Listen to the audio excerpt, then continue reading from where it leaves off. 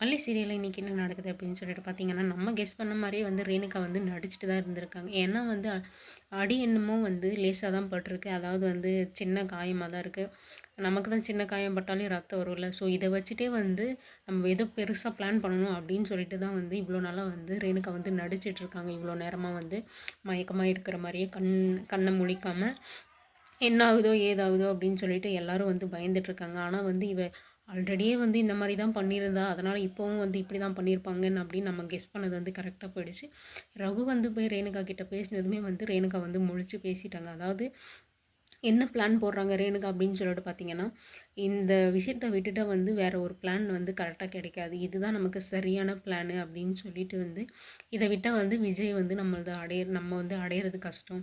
இந்த இந்த ஒரு வாய்ப்ப வந்து பயன்படுத்தி நம்ம எப்படியாவது வந்து விஜய வந்து அடைஞ்சிரணும் அப்படின்னு சொல்லிட்டு வந்து ரகுவவே வந்து மேனிப்புலேட் பண்ணுறா. எப்படி அப்படின்னு சொல்லிட்டு பார்த்தீங்கன்னா, எனக்கு சின்னதா தான் அடிபட்டுருக்கிற மாரி தெரியுது ரகு.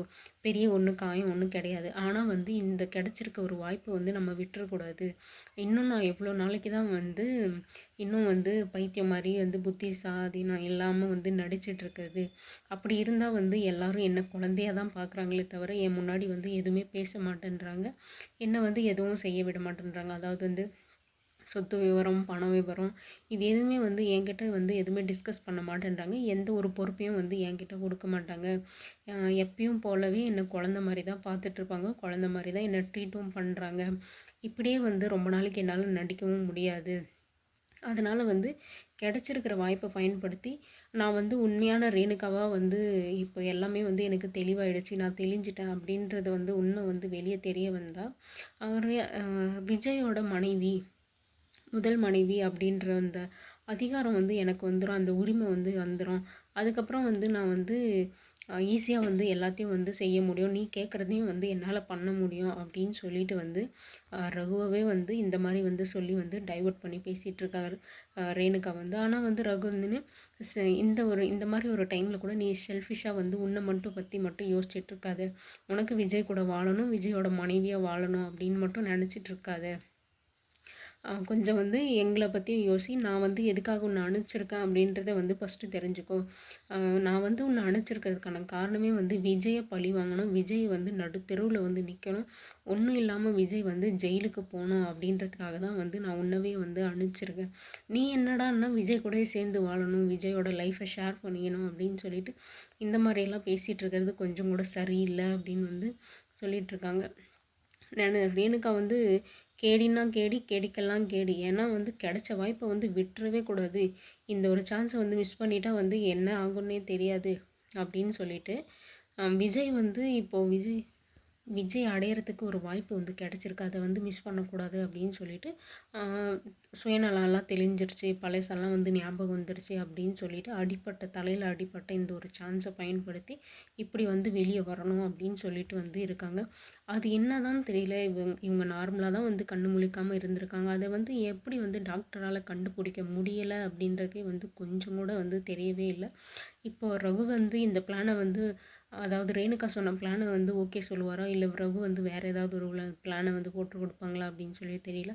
அது மட்டும் இல்லாம இந்த ஒரு விஷயத்துக்காக வந்து ரேணுகா வந்து கீழ விழுந்து அடிபட்டு தள்ளிவிட்டது வந்து மல்லி தான் அப்படின்னு வந்து அதனால மல்லி வந்து ஜெயில்ல இருக்காங்க அப்படின்ற விஷயமும் வந்து ரேணுகாக்கு தெரிஞ்சிருச்சு.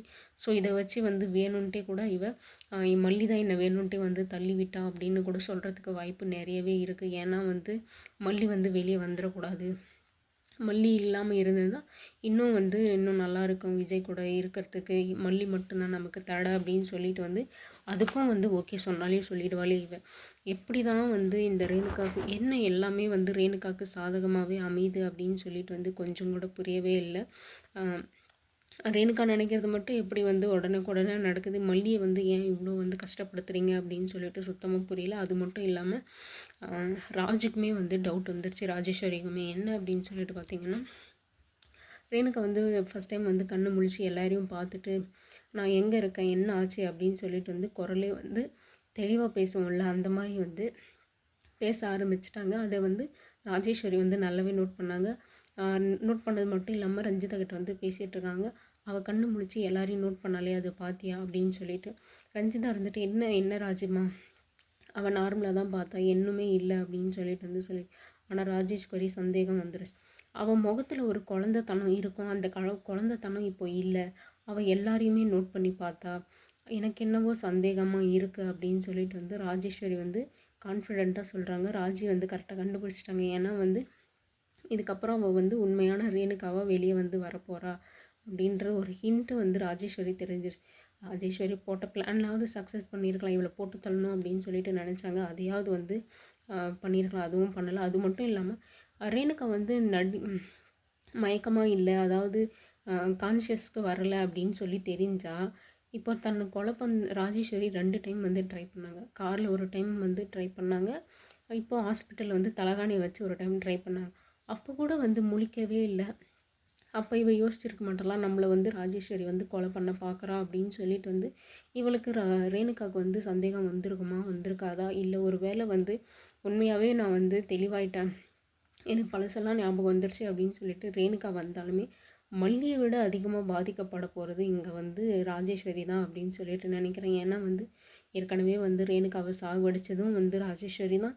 இப்போ இதெல்லாம் வந்து பழி தீர்க்கிற மாதிரி வந்து ரேணுகா இப்போ வந்து சுடர் வந்து ரேணுகாவை வந்து ஏதாவது பண்ண போகிறாங்க அப்படின்னு சொல்லி தான் நினைக்கிறேன். ராஜேஸ்வரிக்கு இப்போவே வந்து பயம் விழுந்துருச்சு. என்ன நடக்குது அப்படின்னு சொல்லிட்டு வெயிட் பண்ணி பார்க்கலாம்.